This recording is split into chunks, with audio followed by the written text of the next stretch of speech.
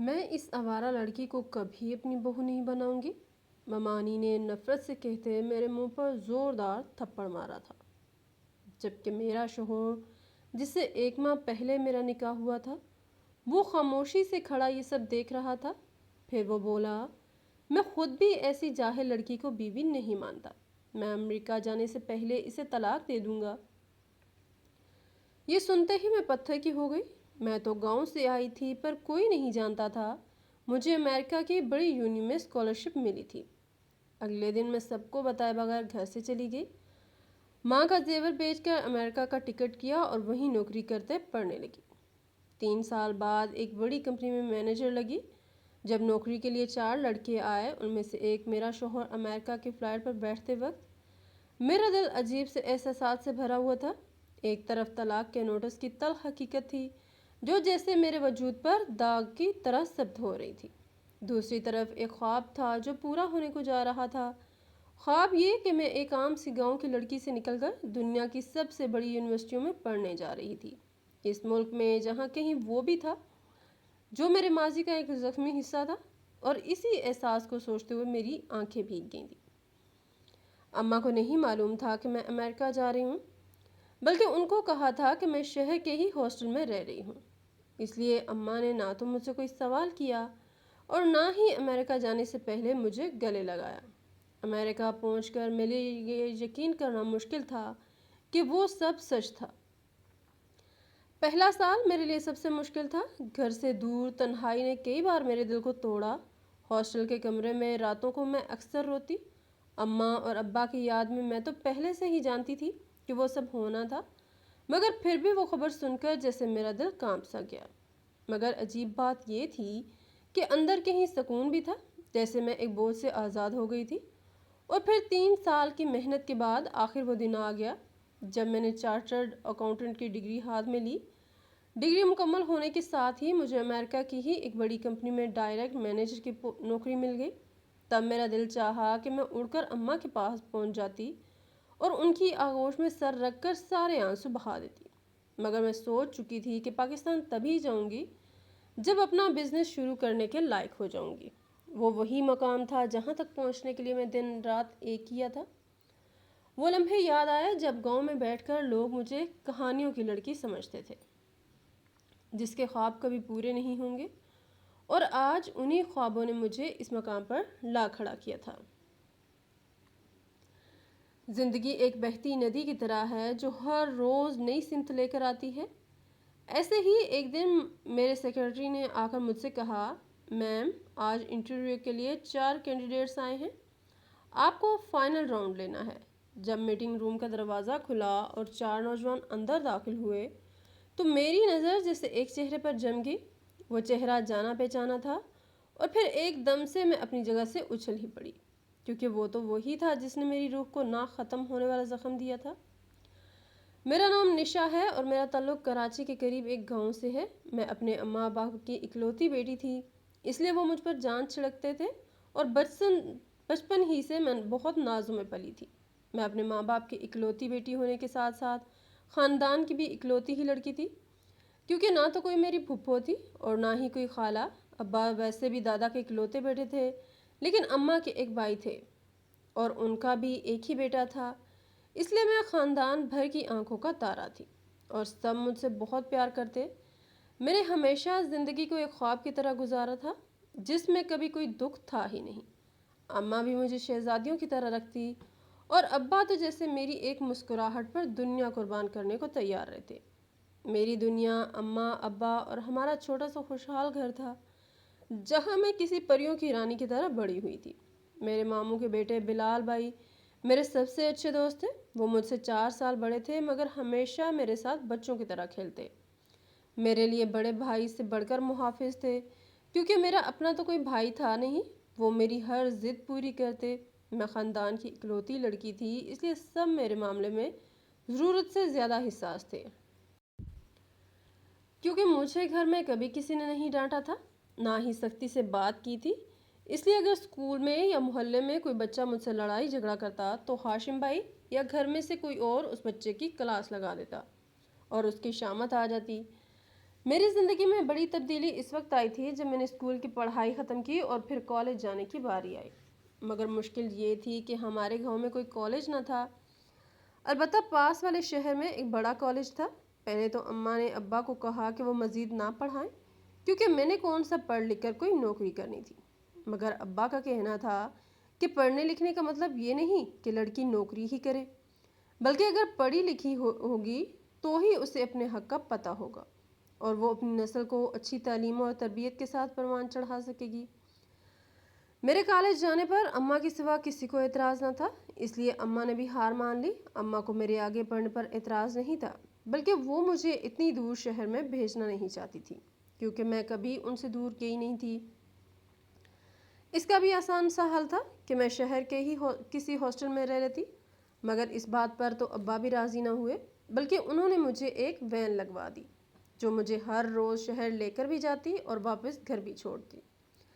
जब मैंने कॉलेज में कदम रखा तो पहले तो सब कुछ मामूल के मुताबिक ही था, मगर जैसे जैसे मैं बड़ी हो रही थी अम्मा और अब्बा की फिक्रमंदी बढ़ने लगी।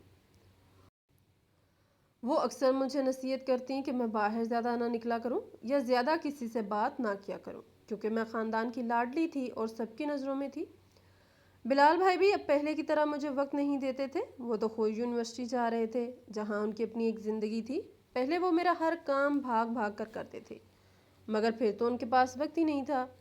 मुझे ये तब्दीली अजीब लगती, मगर मैंने सोचा कि शायद बड़ा होने का यही मतलब होता है कि सब अपनी अपनी ज़िंदगी में मसरूफ़ हो जाते हैं और सब बदल जाता है। तभी कॉलेज में मेरी मुलाकात उमर से हुई। वो एक आम सा मगर समझदार लड़का था। शुरू में तो हमारे दरमियान बस रस्मी अलग सलग ही रही थी, मगर फिर आहिस्ता आहिस्ता हमारी दोस्ती गहरी होने लगी। उमर की सबसे ख़ास बात ये थी कि वो मेरी हर बात को समझता था। मेरी हर छोटी बड़ी परेशानी मेरे ही घर वालों की तरह संजीदगी से लेता और मुझे हमेशा खुश रखने की कोशिश भी करता। उमर ने एक दिन मुझसे कहा कि निशा, तुम्हें पता है तुम मेरे लिए इस दुनिया में सबसे ज़्यादा कीमती हो। मैं उमर की बातें सुनकर हंस दिया करती कि आखिर ऐसा भी क्या है मुझ में, मगर वो मुझे हमेशा कहता कि तुम्हें अंदाज़ा ही नहीं है कि तुम जिस तरह अपने सब घर वालों की लाडली हो, इसी तरह मेरी भी हो गई हो। और वही लम्हा था जब मुझे एहसास हुआ कि मैं भी उमर को पसंद करने लगी थी, क्योंकि मुझ पर कभी भी किसी ने किसी भी किस्म की कोई रोक टोक नहीं की थी। इसलिए मुझे लगा था कि मेरी उमर के साथ दोस्ती पर भी किसी को एतराज़ नहीं होगा। वक्त गुजरने के साथ साथ मुझे उमर से इंतहा की मोहब्बत हो गई और हम दोनों ने फ़ैसला कर लिया कि जैसे ही हमारी पढ़ाई मुकम्मल होगी हम अपने घर में बात करेंगे और अपनी इस मोहब्बत को एक पाकीज़ा रिश्ते का नाम देंगे। मेरी ज़िंदगी तो ऐसी खुशियों भरी थी कि मुझे लगता था जैसे मुझे कभी कोई दुख या तकलीफ़ मिलेगी ही नहीं, क्योंकि सभी मेरी हर बात मानते और मेरा बेहद ख्याल रखते। मुझे लगा कि जिस तरह सब मेरी हर बात मानते थे और मेरी खुशी का ख्याल रखते थे, अगर मैं उनसे उमर की बात करूंगी तो सब मेरे फ़ैसले में खुश हो जाएंगे और उमर को दिल से कबूल भी कर लेंगे, क्योंकि वो एक बहुत अच्छे घराने का सुलझा हुआ सीधा सा लड़का था और मेरी बहुत इज्जत करता था। मगर मुझे नहीं मालूम था कि मेरी खूबसूरत ज़िंदगी बस एक सुहाना ख्वाब ही थी जो किसी भी लम्हे टूट कर बिखर सकता था। वो मेरा कॉलेज का आखिरी सेमेस्टर था जब घर में मेरी शादी की बातें होने लगी।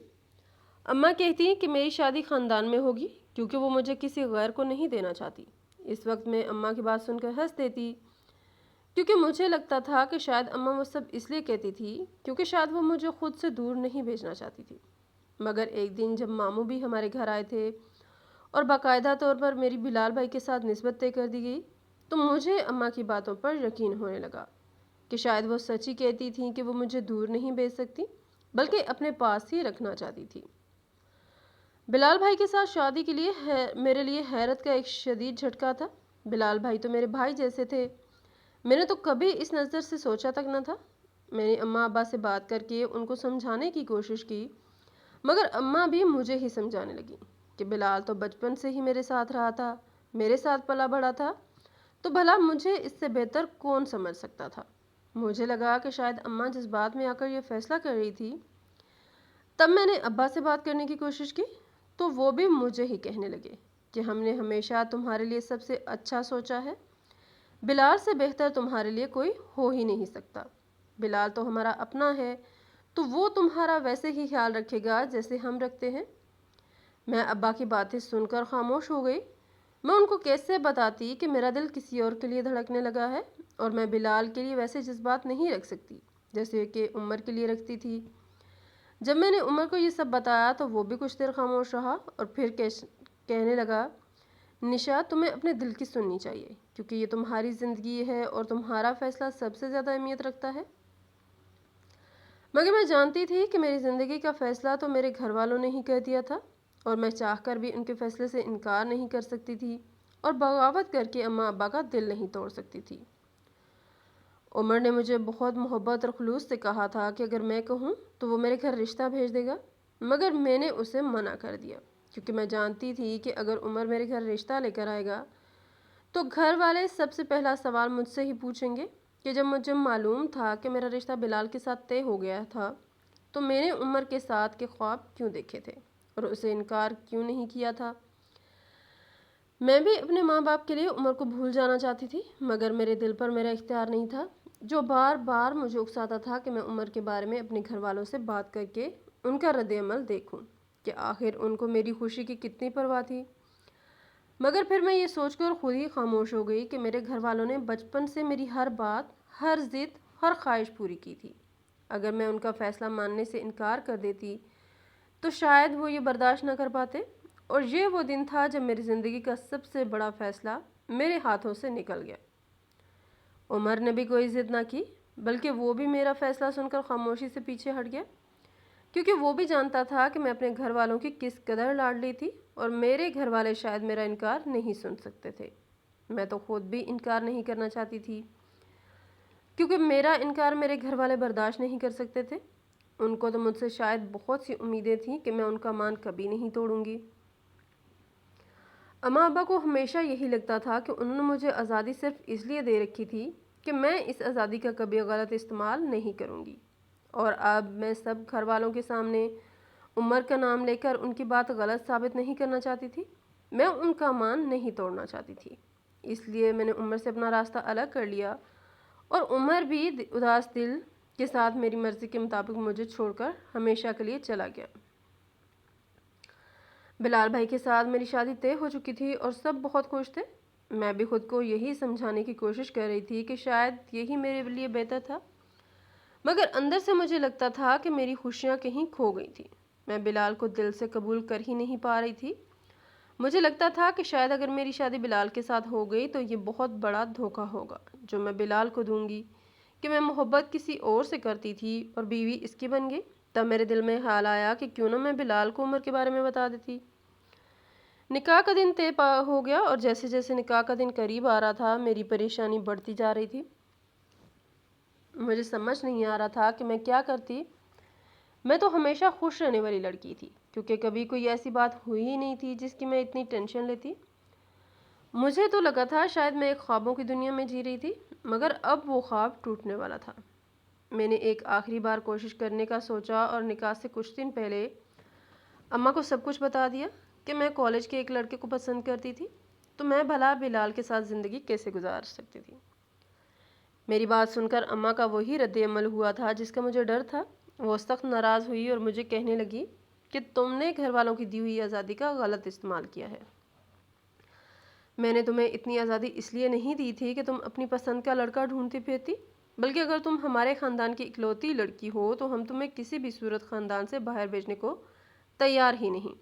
میں نے اماں کو سمجھانے کی بہت کوشش کی کہ عمر ایک اچھا لڑکا ہے، وہ کم از کم اس سے ایک بار مل تو لیتے، اس کو جاننے کی کوشش تو کرتے، مگر اماں نے مجھے یہ کہہ کر خاموش کروا دیا تھا کہ عمر جیسا بھی تھا ہمیں اس بات سے کوئی فرق نہیں پڑتا، بلکہ اگر فرق پڑتا ہے تو اس بات سے کہ وہ عمر ہمارے خاندان کا لڑکا نہیں ہے، اور اگر باہر کا کوئی لڑکا آ کر ہماری بیٹی کو دھوکہ دے دیتا یا کوئی ناانصافی کر جاتا تو اس کا ذمہ دار کون ہوتا۔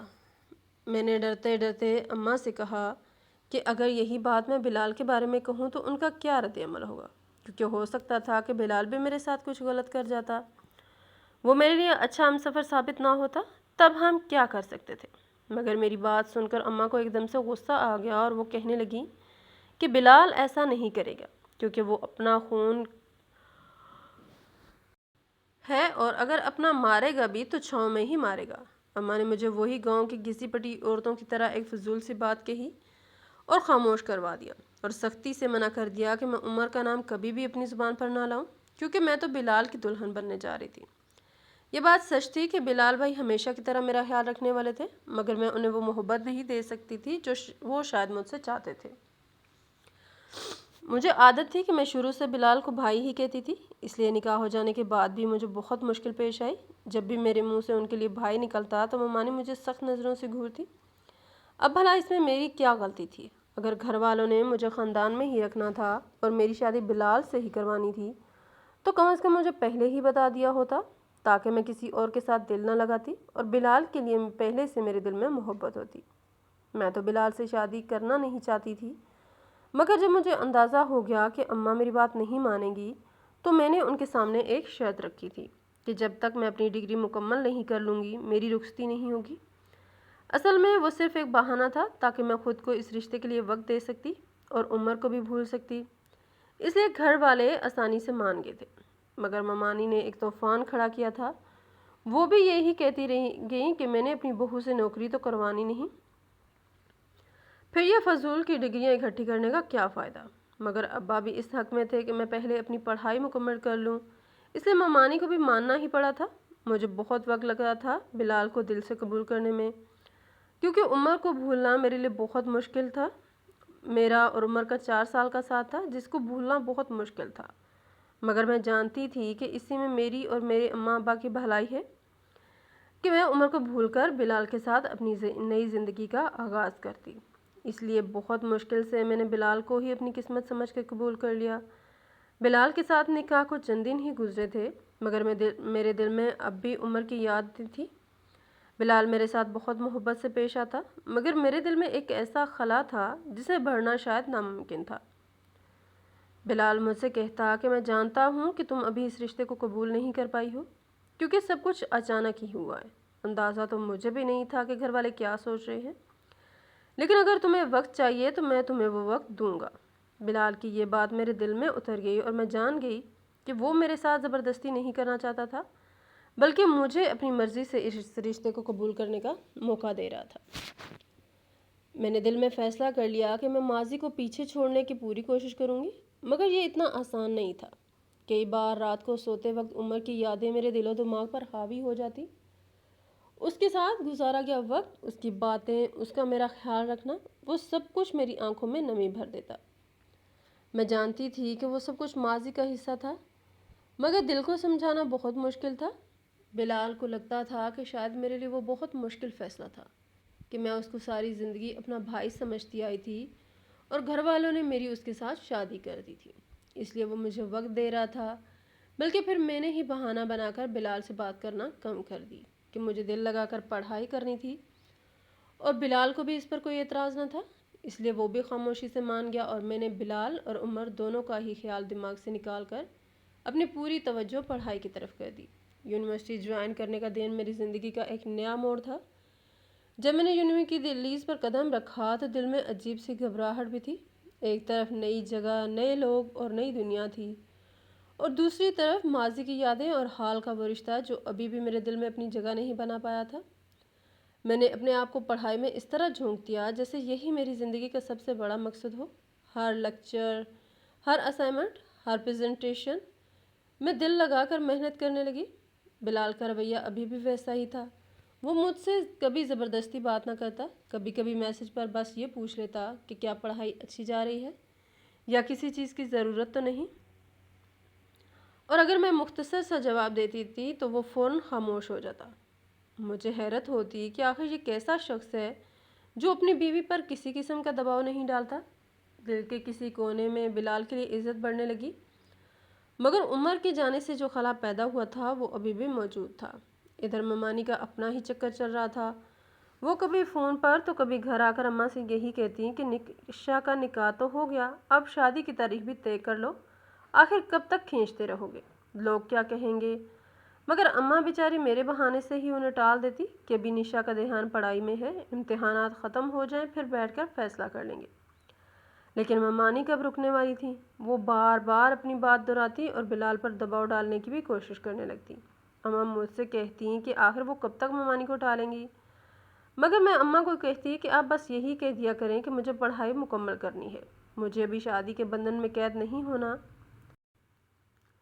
لیکن اماں میرے چہرے کو دیکھ کر خاموش ہو جاتی۔ ان کے دل میں بھی خواہش تھی کہ بیٹی کا گھر اب جلد ہی بس جائے تو بہتر ہے، کیونکہ وہ جانتی تھی کہ بار بار انکار کے بعد ممانی کی ضد ایک دن بڑی آفت کھڑی کر دے گی۔ یونیورسٹی میں دن گزرتے گئے، بلال کو شاید سب کچھ اندازہ تھا۔ کئی بار وہ مجھے کال کرتا، مگر میں جان بوجھ کر مصروفیت کا بہانہ بنا کر ٹال دیتی۔ ایک دن وہ مجھے کہنے لگا کہ میری MBA کی ڈگری مکمل ہو گئی ہے اور ہو سکتا ہے کچھ عرصے تک میں امریکہ چلا جاؤں، اس لیے اب تو سنجیدہ ہو کر رخصتی کے بارے میں سوچ لو۔ مگر میں نے اسے ہمیشہ کی طرح ایک بار پھر ٹال دیا کہ وہ خود تو اپنی پڑھائی مکمل کر چکا تھا تو مجھے بھی ڈگری مکمل کر لینے دیتا۔ بلال میری بات سن کر خفا تو ہوا تھا مگر کچھ کہہ نہ سکا تھا۔ ادھر گھر کا ماحول بھی کچھ عجیب تھا۔ اماں اور ابا کی نظریں اکثر مجھ پر رہتی جیسے وہ یہ پرکھنا چاہتے تھے کہ آخر میں کرنا کیا چاہتی تھی، مگر میں نے اپنے چہرے پر کبھی دکھ کے آثار نہ آنے دیے۔ میں جانتی تھی کہ اگر میں نے ان کو اپنی کمزوری دکھا دی تو وہ اور زیادہ فکر مند ہو جائیں گے۔ عمر بہت حد تک میرے دل و دماغ سے نکل چکا تھا اور میں بلال کو دل سے قبول کر چکی تھی، مگر میں اپنی پڑھائی کے معاملے میں اس حد تک سنجیدگی اختیار کر چکی تھی کہ جب تک ڈگری مکمل نہ کر لیتی رخصتی کے بارے میں سوچ نہیں سکتی تھی۔ لیکن پھر میں نے بلال کو وقت دینا، اس سے باتیں کرنے اور اسے اپنے دل کا حال بتانا شروع کر دیا تھا۔ وہ بھی جانتا تھا کہ میں اپنی پڑھائی کے معاملے میں بہت زیادہ سیریس تھی، اس لیے اس نے دوبارہ رخصتی کی کوئی بات نہیں کی، مگر ایک ممانی حسب عادت ہمارے گھر آ دھمک کی اور کہنے لگیں کہ بس اب اور انتظار مت کروائیں اور بیٹی کو عزت سے رخصت کر دیں، کیونکہ بلال نے کاروبار شروع کرنا ہے اور اسی سلسلے میں وہ 1 مہینے بعد امریکہ جا رہا ہے۔ آپ لوگ اب رخصتی طے کریں تاکہ کل کو لوگ یہ نہ کہیں کہ لڑکا باہر جا رہا تھا اور لڑکی والوں نے اپنی لڑکی کو بٹھا لیا۔ یہ سنتے ہی میرے ہاتھ کانپ گئے، مگر اماں ممانی کی بات سن کر حیران ہوئی اور کہنے لگیں کہ اچانک یہ کیسا فیصلہ، ہمیں تو معلوم ہی نہیں تھا کہ بلال اتنی جلدی جا رہا ہے۔ ممانی نے ناک چڑھا کر کہا کہ بلال نے نشا کو بتایا تو تھا اور ویسے بھی اب تو ویزا بھی آ گیا ہے، بس رخصتی کی تاریخ رکھ دیں۔ بلال نے بھی صاف کہہ دیا ہے کہ وہ نشا کو رخصت کیے بغیر نہیں جانا چاہتا، اس لیے اب تو نشا کی ماننا چھوڑ دیں۔ اماں کا چہرہ سفید پڑ گیا اور وہ میری طرف دیکھنے لگی جیسے میرا جواب ہی سب کچھ طے کرے گا۔ میرا دل دھڑکنے لگا، مگر میں نے بھی صاف کہہ دیا کہ ممانی میں نے بلال کو کہا تو تھا کہ میں ابھی کہیں نہیں جانا چاہتی، میری پڑھائی باقی ہے۔ وہ جملہ جیسے بم بن کر گرا۔ ممانی کی آنکھیں پھیل گئیں اور کہنے لگی کیا مطلب ہے؟ تمہارا نکاح ہو چکا ہے، بلال کا ویزا لگا ہے، تمہیں سمجھ نہیں آتی کہ لڑکی کی عزت وقت پر گھر بسانے میں ہے؟ اور میں بلال کی ماں ہوں، کیا میرا کہا تمہارے لیے اہم نہیں جو تم کہہ رہی ہو کہ تم نے بلال کو بتایا تھا؟ مجھے لگا تھا شاید وہ ایک عام سی ہی بات تھی، کیونکہ ممانی تو اکثر میری رخصتی کی بات کرتی تھی، مگر اس شام کو بلال خود آ گیا۔ اس کے چہرے پر سختی اور غصہ صاف جھلک رہا تھا۔ وہ آتے ہی چیخنے لگا کہ نشا آخر تم چاہتی کیا ہو؟ میں نے تمہیں پہلے ہی کہا تھا کہ میں باہر جا رہا ہوں، تم نے سنجیدہ ہو کر فیصلہ کیوں نہیں کیا؟ تمہیں میری ماں کی بات کی ذرا بھی پرواہ نہیں؟ میں نے نظریں جھکا لیں مگر دل کی دھڑکن اور تیز ہو گئی۔ مگر بلال کی ایک ہی ضد تھی کہ جتنی پڑھائی کرنی تھی ہو گئی، اب بس کرو، تمہیں تو بس گھر سے نکلنے کے بہانے چاہیے۔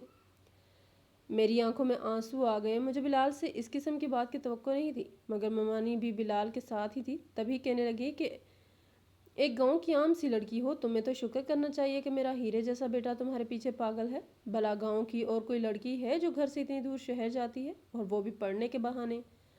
ممانی کے لہجے میں کچھ تو تھا جس سے مجھے شدید غصہ آیا، مگر میں نے اپنے غصے پر قابو کرتے کہہ دیا کہ بلال مجھے صرف 1 سال اور چاہیے۔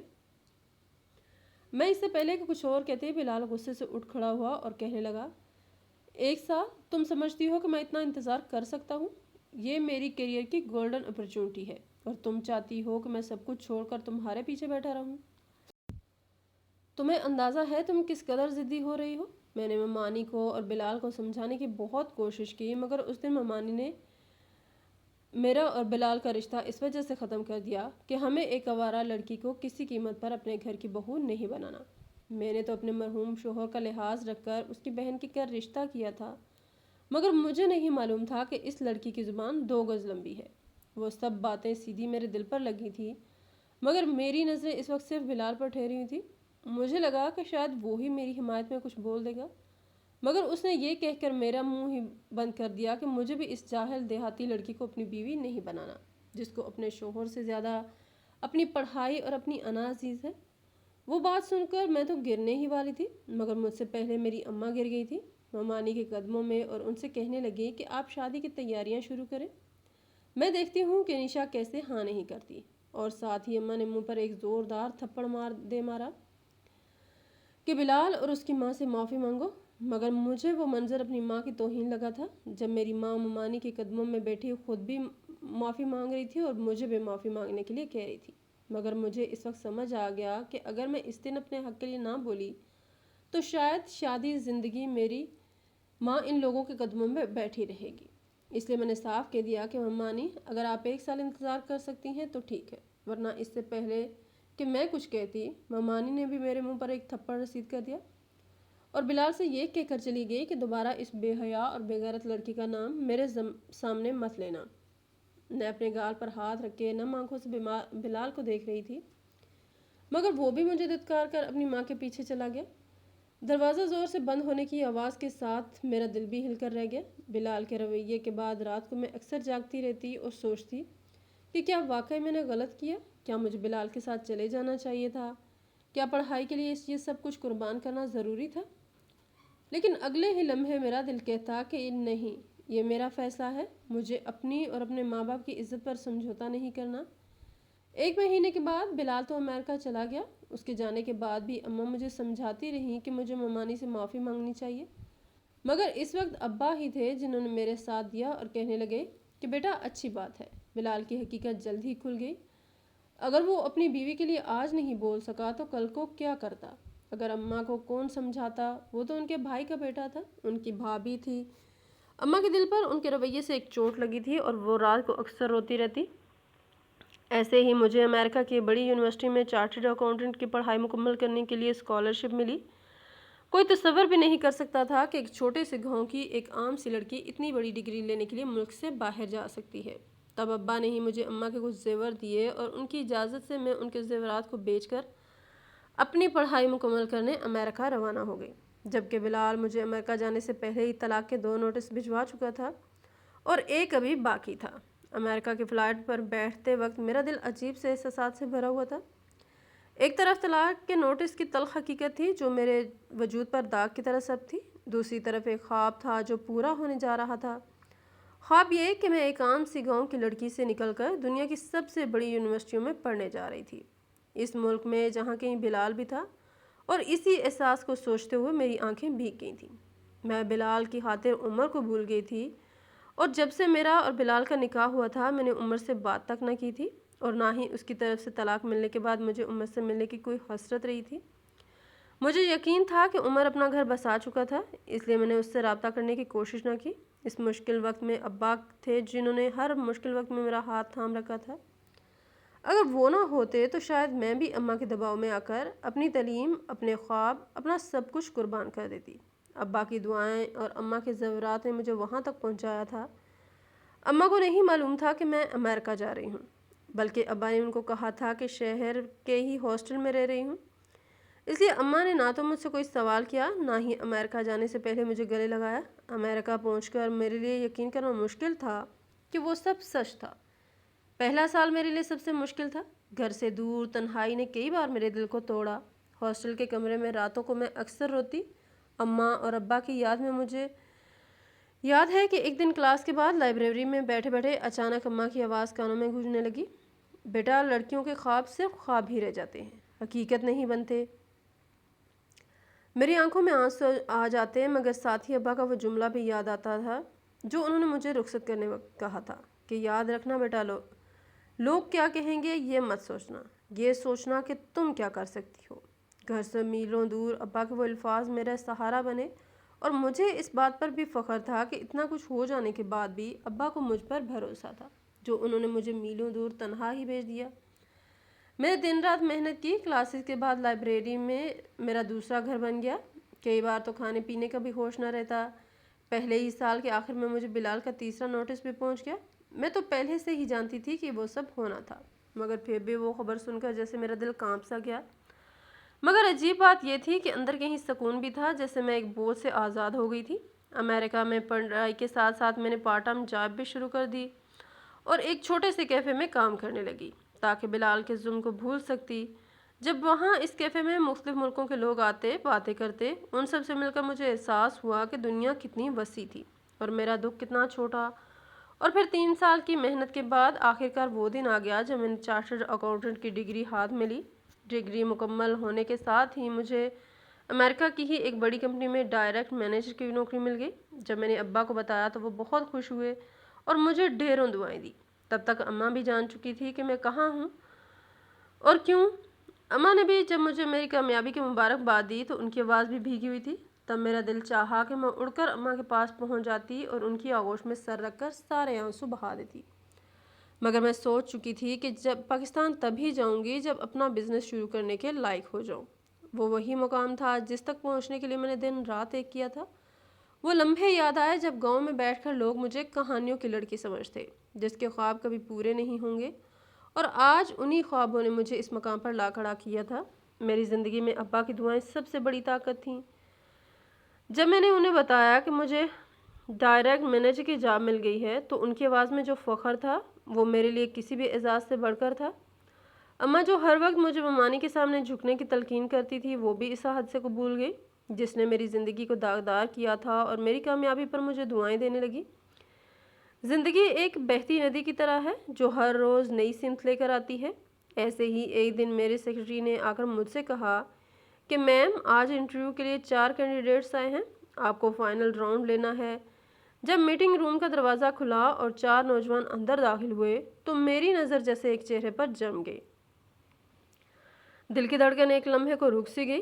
وہ کوئی اور نہیں بلکہ وہ بلال تھا، وہی بلال جس نے مجھے جاہل کہا تھا، جس نے اپنی ماں کے کہنے پر مجھے طلاق دی تھی، جس نے میری اور میرے اماں ابا کی عزت نفس کو رون ڈالا تھا۔ میرا دل زور زور سے دھڑکنے لگا۔ ایک لمحے کو لگا جیسے زمین میرے قدموں کے نیچے سے کھسک گئی تھی، مگر میں اس انسان کے سامنے کمزور نہیں بننا چاہتی تھی جس نے مجھے پہلے ہی کمزور سمجھ کر مجھ پر ظلم کیا تھا۔ بلال کے چہرے کے تاثرات سے بھی مجھے اندازہ ہو گیا کہ شاید مجھے اپنے سامنے دیکھ کر وہ مارے شرم کے زمین میں گڑ گیا تھا۔ شاید وہ سوچ بھی نہیں سکتا تھا کہ ایک دن اسے نوکری کے لیے اسی لڑکی کے سامنے بیٹھنا پڑے گا جس سے اس نے کبھی ایک دیہاتی اور جاہل لڑکی کا خطاب دیا تھا۔ میں نے محسوس کیا کہ مجھ سے بات کرتے بلال کی آواز کانپ رہی تھی۔ انٹرویو کے بعد جب وہ سب کمرے سے جانے لگے تو میرا دل چاہا کہ چیخ کر بلال سے کہوں کہ تمہیں یاد ہے تم نے مجھے کیا کہا تھا؟ یاد ہے کس طرح تم نے مجھے اپنی ماں کی جذباتی باتوں میں آ کر طلاق بھیجی تھی؟ لیکن میں نے خود کو روک لیا کیونکہ میں جانتی تھی میرا بدلہ چیخنے یا روکنے میں نہیں تھا۔ میرا اصل بدلہ میری کامیابی تھی اور بلال کی بے بسی۔ بلال تو وہاں سے چلا گیا، اس کے جاتے ہی میری آنکھوں سے آنسو نکل پڑے، مگر وہ آنسو کمزوری کے نہیں، سکون کے تھے۔ میں نے اپنی زندگی کے سب زخموں کو اپنی کامیابی کے مرہم سے بھر دیا تھا۔ اب میں وہ لڑکی نہیں تھی جو روتی ہوئی بلال کے قدموں میں گر پڑی تھی، میں وہ تھی جو اپنی دنیا خود بنانے لگی تھی۔ مجھے لگا کہ بلال سے ملاقات میرے لیے ایک نیا موڑ تھی۔ اس نے مجھے یہ یقین دیا کہ اب مجھے کسی پرانے رشتے کی پرچھائیوں میں نہیں بلکہ اپنی الگ پہچان بنا کر سر اٹھا کر جینا تھا۔ ابا کی دعائیں اور اماں کی بدلتی سوچ میرے لیے سب سے بڑی طاقت تھی۔ میں نے فیصلہ کر لیا کہ اب میں پاکستان واپس جا کر اپنے ماں باپ اور اپنے ملک کے لیے کچھ کروں گی، اور تب ہی میں نے 3 سالوں کے بعد اماں کی آغوش میں لوٹ آئی اور اماں سے گلے لگ کر سارے آنسو بہا دیے۔ اماں کو بھی میری حالت دیکھ کر راتوں کو روتی تھی۔ وہ میری کامیابی دیکھ کر لوگوں کو فخر سے بتانے لگی کہ میری بیٹی امریکہ میں بڑی یونیورسٹی میں پڑھ کر آئی ہے۔ اور پھر چند دن بعد مجھے خبر ملی کہ ممانی اپنی اس حرکت پر شرمندہ تھی۔ ان کے بیٹے نے ان کے کہنے پر میرے ساتھ جو کچھ کیا تھا اس کے بعد میری کامیابی نے انہیں اندر سے توڑ دیا تھا، مگر ان میں اتنی ہمت نہیں تھی کہ وہ آ کر میرا سامنا کرتی۔ مجھے اندازہ تو تھا کہ ایک نہ ایک دن یہ ہونا تھا، کیونکہ اب بلال میرے آفس میں ایک ملازم کی طرح کام جو کر رہا تھا، وہی بلال جو طلاق کے کاغذ میرے منہ پر ایک تانے کی طرح مار کر گیا تھا، وہ میرے آفس میں میرے ہر حکم اور فیصلے کے بغیر کچھ نہیں کر سکتا تھا۔ اس کی آنکھوں میں مجھے شرمندگی واضح نظر آتی تھی۔ میں جانتی تھی کہ وہ اپنی ماں سے بھی اس کا ذکر کرے گا، اور وہی ہوا تھا۔ اس لمحے مجھے احساس ہوا کہ بدلہ لینے کے لیے الفاظ یا طنز کی ضرورت نہیں ہوتی، کبھی کبھی خاموشی کامیابی سب سے بڑا جواب ہوتی ہے۔ آج میری اور عمر کی شادی کی تاریخ طے ہونے والی ہے۔ मैं तो उमर को भूल गई थी, मगर एक बिजनेस मीटिंग में ही हमारा सामना हुआ और हम दोस्तों की तरह मिल बैठे। तब मैंने उमर को वो सब बता दिया जो मेरे साथ हुआ था। उसने मुझे कुछ कहा तो नहीं, लेकिन कुछ दिन बाद उसकी अम्मा मेरे लिए बहुत खुशी से रिश्ता लेकर आई थी। और जब मैंने उमर से इस बारे में पूछा तो वो मुझे कहने लगा कि मैं तुम्हारी इज्जत करता हूँ। मुझे मालूम था कि तुम अपने घर वालों की इज्जत के लिए मुझे छोड़ दोगी, मगर मैं दिल के हाथों मजबूर था, इसलिए तुम्हें भुला न सका। और देखो, मेरी लगन इतनी सच्ची थी कि आज तुम वापस मेरे पास ही आ गई हो।